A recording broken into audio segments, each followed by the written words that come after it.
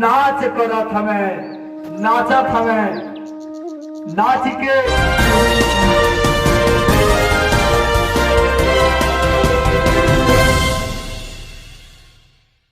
गोविंद मोहन मुरारी, हे नाथ नारायण वासुदेवा। इस प्रकार से भगवान का अमृतमयी कथा का पान किए राजा परीक्षित अमृतमयी कथा का पान कर रहे हैं और सुखदेव जी महाराज बाँच रहे हैं। इस अमृत कथा को अपने हृदय में ग्रहण करके मन वांछित को पूर्ण फल को प्राप्त किया।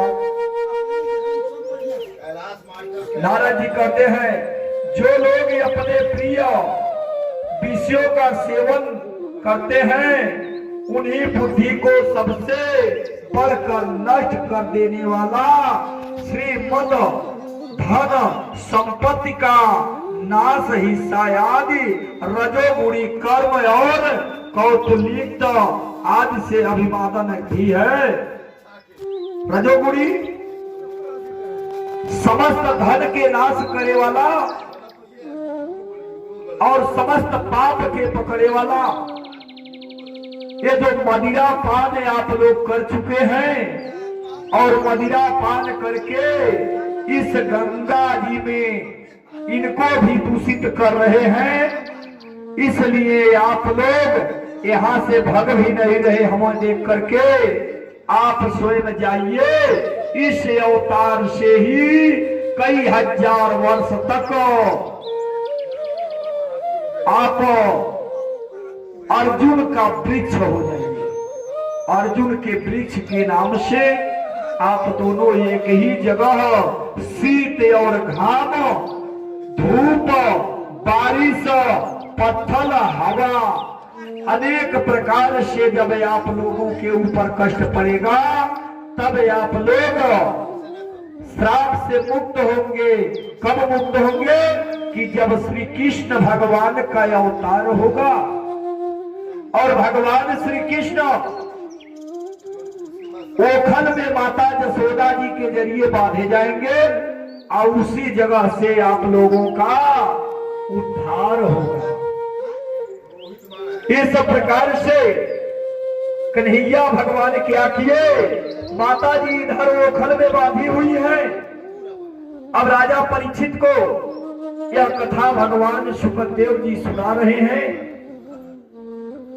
और माता जी ओखल में भगवान श्री कृष्ण को बांध करके अपने घर के काम काज में लिपट गई और इधर घींचते घींचते रस्सी के सहारे उस ओखल को भगवान कन्हैया लेकर कहाँ जा रहे हैं? उस वृक्ष के जड़ में ले जा करके उस ओखल को फंसा दिए। ओखल जो है वह वृक्ष में जाकर के फंस जाता है और भगवान कन्हैया धीरे धीरे हिलाप कर रहे हैं। पीछे रस्सी लगी हुई है और इस तरीके से वो ओखल में बीचों बीच बंधे हुए हैं और उस रस्सी को ले जाकर के ओखल के सहारे अब भगवान इसी दोनों में सटा देते हैं वृक्ष में और धीरे धीरे हिला करके उसको जड़ से ही उखाड़ देते हैं। दोनों वृक्ष अर्रा करके गिरा और उसमें से दो दिव्य पुरुष निकले और दोनों दिव्य पुरुष हाथ जोड़ करके भगवान से कह रहे हैं कि हे प्रभु, आपने बहुत बड़ा हमारे के ऊपर उपकार किया कि शीत, बारिश, धूप से हम लोग तड़प रहे से आज हमारा कल्याण हो गया, हमारा मोक्ष हो गया कि आपका हमें दर्शन मिल गया। इस तरीके से उन दोनों ने भगवान से स्तुति की और उनके गुणगान को गाए। गुणगान गा करके गाते ही गाते कहाँ जा रहे हैं? इसलिए नल कुमार और मणिग्रीव तुम लोग मेरे प्रमाण होकर अपने अपने घर जाओ। तुम लोगों को संचारण छुड़ाने के वाले अनंत भक्तों भाव से जो तुम्हें अभीष्ट है प्राप्ति हो गई है। सुखदेव जी इस प्रकार से नल कुमार और मणिग्रीव को आशीर्वाद भगवान श्री कृष्ण दिए और उसके अपने घर के लिए लोग भगवान का नाम जपते हुए जा रहे हैं। नाम क्या जप रहे हैं? श्री केशव गोविंद मोहन मुरारे हे नाथ नारायण वासुदेव। श्री केशव गोविंद मोहन मुरारे हे नाथ नारायण वासुदेव। इस प्रकार से भगवान का नाम जपते हुए नल कुमार और मणिग्रीव दोनों अपने लोक को चले गए।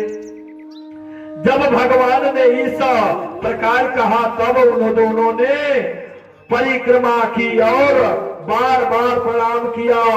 इससे बाद उन्होंने बधे हुए सर्वेत यज्ञ प्राप्त करके उन लोगों के उत्तर दिशा की यात्रा की। दूरे बनी नल कुमार और मणिग्रीव क्या जाता है? उत्तर दिशा में कुबेर के और भगवान भोले के पास में शंकर जी के पास में जाते।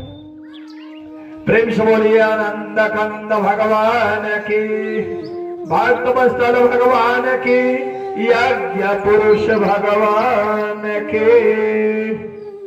अगरबत्ती तन जलावल जाओ। यह क्या काम है? यह दोनों वृक्षों बीच से होकर निकल रहा था। उछल तिखल हो जाने पर दूसरी ओर से इसने उसे खींचा और वृक्ष गिर पड़े हैं। यही है कन्हैया उछल पुछल मचा के खींचल है।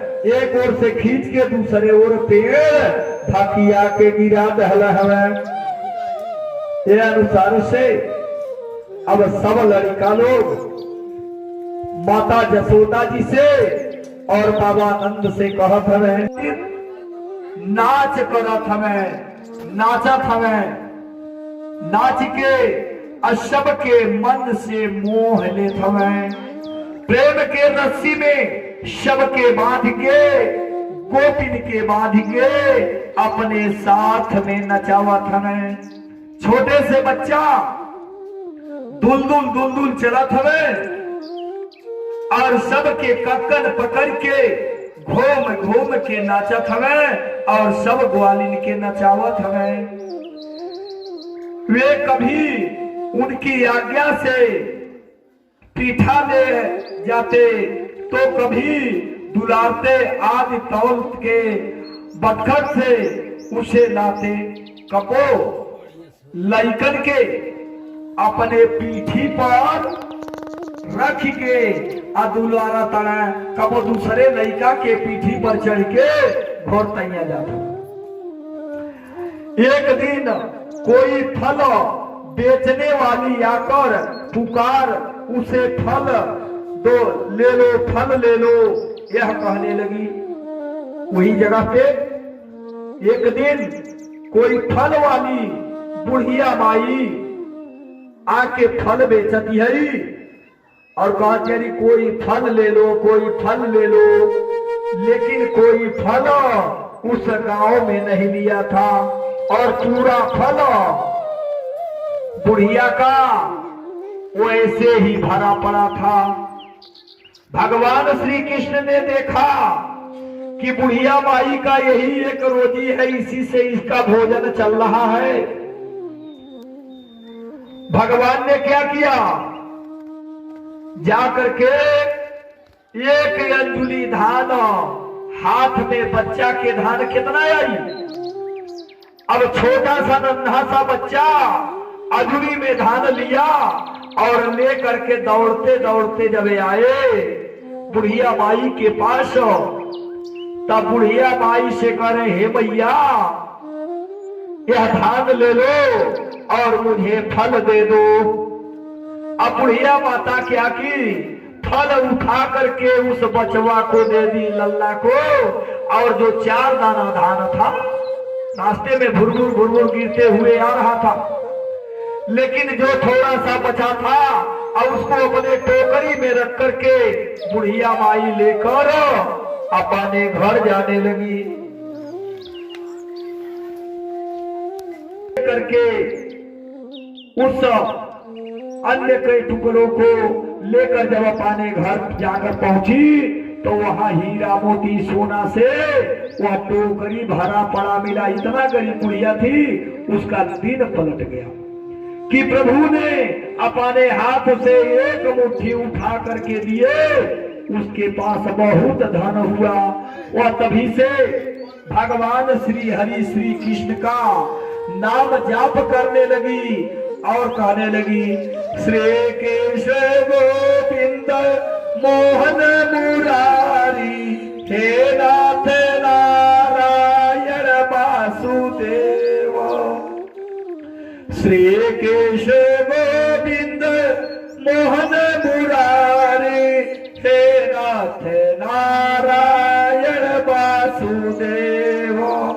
इस प्रकार से बुढ़िया माता भगवान के भक्ति भाव को करते हुए अंत समय में प्रभु में ही जाकर समा गई, मोक्ष हो गया, कल्याण हो गया। और या तो स्वयं भगवान पुरुषोत्तम श्री हरि आपके यहाँ पधारे हुए हैं और आप इनके पूरे कथा का श्रवण कर रहे हैं। अपने दिल में बैठाइए, आपका भी अंत समय में मोक्ष हो जाएगा, कल्याण हो जाएगा। आनंद कंद भगवान के, भक्तवत्सल भगवान के। गोप वृद्धा महोत्पाता नंदो भोज वृधते नंदाया समागतस्य ब्रज कार्य मंत्रेण। कथा में कि जब नंद बाबा आदि बड़े बड़े बूढ़े गोपों ने देखा कि महान महावल में बड़े बड़े उत्पात हो रहे हैं, नंद बाबा और बूढ़े लोग जो देखे कि हमारे इस नगर में बहुत सा उतापात हो रहा है, तब वे लोग इकट्ठे होकर अब ब्रजवासियों को क्या कहना चाहिए, ब्रजवासी से क्या कहता है, आपस में सब इकट्ठा होके मिलके सब लोग कहते हैं इस विषय पर विचार करके करने लगे। उसमें एक गोप का नाम था उपंदन। वे अवस्था में तो बड़े थे ही, ज्ञान में भी बड़े थे, अवस्था में भी बड़ा रहना और ज्ञान में भी बड़ा रहना। उन्हें इस बात का पता था कि किसी समय किस स्थान पर किस वस्तु से कैसा व्यवहार करना चाहिए। वो पुरनिया के ये मालूम रहा कि कौने समय कौन बात करे के चाहिए और कौने समय कैसन व्यवहार करे के चाहिए और कौने समय कहाँ जाए के चाहिए और कौने समय का खाए के चाहिए, कौने समय में का भोजन करे के चाहिए। यह ज्ञानी पुरुष का काम था। साथ ही वे यह भी चाहते थे कि राम और श्याम सुखी रहे। यो चाहता है जे राम और श्याम दोनों सुखी रहे, उन पर कोई विपत्ति न आवे। उन्होंने कहा भाइयों अब यहाँ ऐसे बड़े बड़े उतापात होने लग रहे हैं। बच्चों के लिए तो बहुत ही अनिष्टकारी है। इसलिए यदि हम लोग गोकुल और गोकुल वासियों का भला चाहते हैं तो हमें यहाँ से अपना डेरा उछाल कर कूच कर देना चाहिए। ये हमके ये गोकुल छोड़ के, गोकुल नगरी छोड़ के आया अपन डेरा उखाड़ के कोनो दूसरे नगर में चल जाए के चाहिए।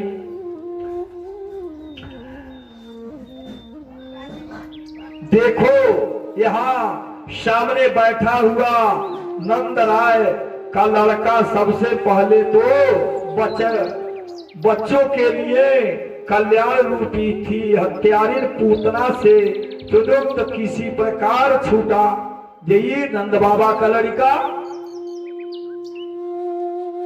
कृष्ण कौनो तरीके से पूतना के हाथे में से छूटल है। इसके बाद दोस्तों के भगवान की दूसरी कृपा हुई कि इसके ऊपर उतना बड़ा छकड़ा पलट गया। जौन लड़िया होला जेके लड़िया टायर कहल जाला, दूसरी बार छकड़ा पलट गया और बड़ी भारी विपत्ति मृत्यु के मुख में से डाला दिया। जब परंतु वहां से जब वह चट्टान पर गिरा तब वह हमारे कुल के देवेश ने बाल ही रक्षा किए कि हमारे कुल के समस्त देवता लोग बाल बचा लिए। जब वो आधी तूफान के साथ वह राक्षस मरा, तत्पश्चात मलेरा अर्जुन, ये अर्जुन का जो वृक्ष गिरा, इससे भी ये बच्चा बचा। इसलिए हम लोगों को यह डेरा यहाँ से कूच कर देना चाहिए। यहाँ गोकुल में रहना अब ठीक नहीं है। अपना अपना डेरा लेकर के और सर सामान लेकर हम लोगों को वृंदावन को चले जाना चाहिए।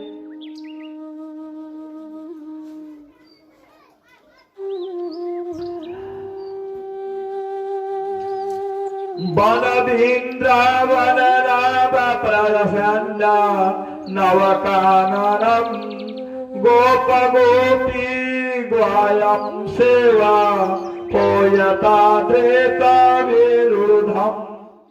हाथ में हे महाराज,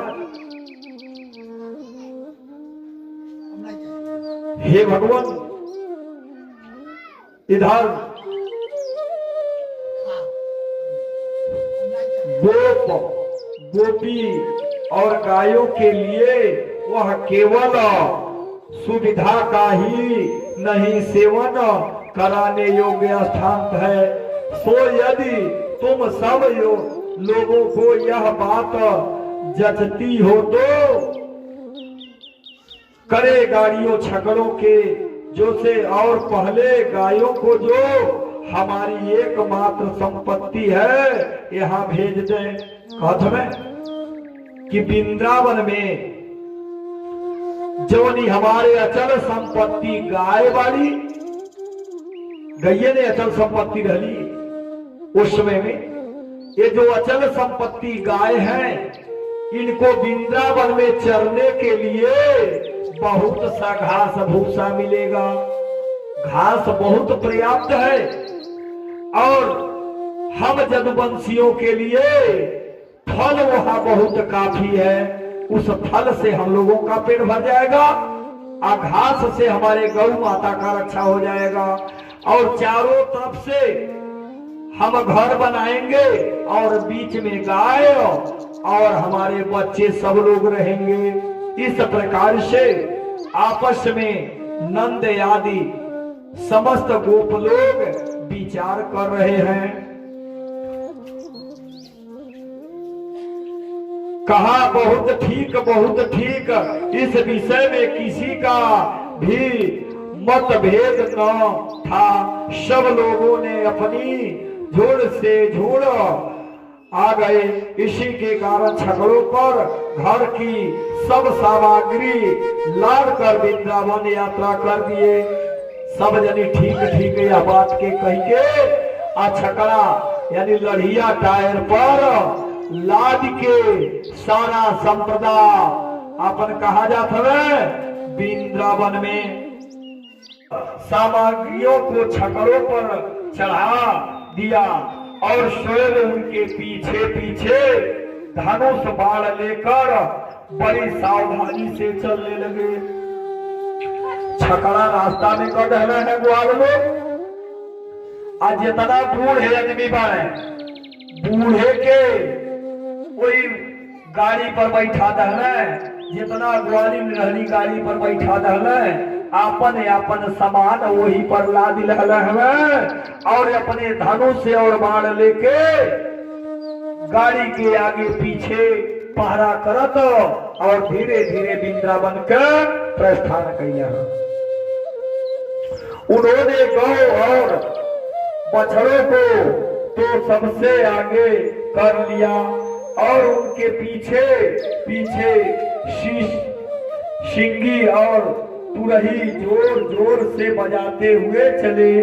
उन्होंने 7 छकड़ों पर शोभामान्य होकर चल रही थी।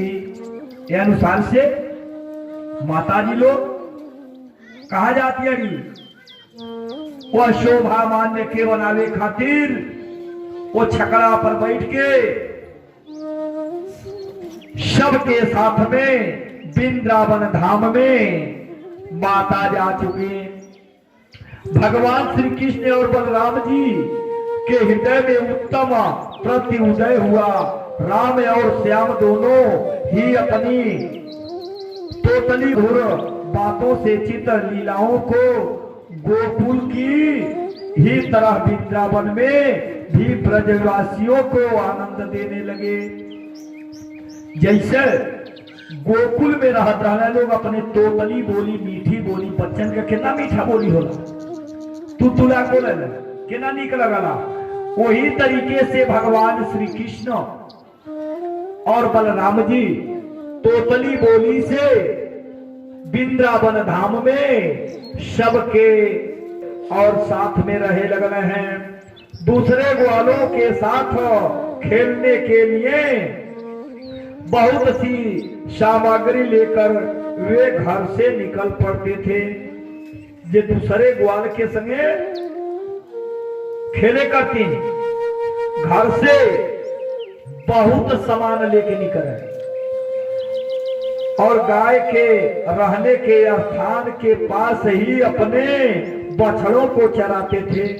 जहाँ गैया रहेली वही के आरी बगले घुमा घुमा के बछड़ुअन के चरावे लगल। श्याम और राम कहीं बांसुरी बजा रहे थे तो कहीं बुलेट्स या ढेके डेला स्वान से ढेक या गोलियां फेंक रहे थे।